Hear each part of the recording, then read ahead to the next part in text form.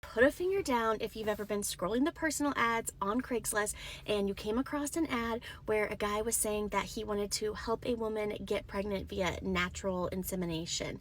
And so you start thinking about it and you think, hey, maybe that's a good idea because I'm 30 years old and I'm probably not going to find the love of my life. I have no idea, or I'm going to get too old to have kids by the time I do it. So you go ahead and start conversing with this guy and you guys meet and you guys totally hit it off and things are going absolutely fantastic. And then a few weeks later, you get a message from him saying that he's really sick and he'll get back to you later. No big deal. But then a few days go by and you don't hear from him.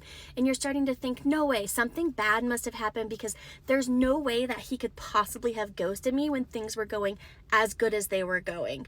So you go to his house and you knock on the door, everything is quiet and dark, you don't see anything, and you start to get a little worried. So you call around to a few hospitals to check to see if he's there and are not able to locate him, drive around for a little bit, finally come back to his house, go into the backyard and find this ladder that is attached to some grapevines, and you take it out, effectively ruining some of his grapevines, and you use the ladder to go look in some of his windows to see if you can see him, because you're starting to genuinely think that this man is like dead in his house.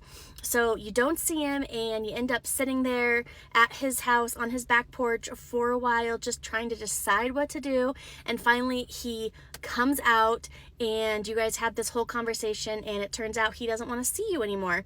So you leave, but then after that, he realizes how interested you were in him and he decides to try to get you back. And you guys go back and forth forever, months after months after months. And then 2 years later, you actually read an email that he wrote to a friend, and he actually knew that I was there the entire time. He was just hiding from me in a room that I wouldn't be able to look into.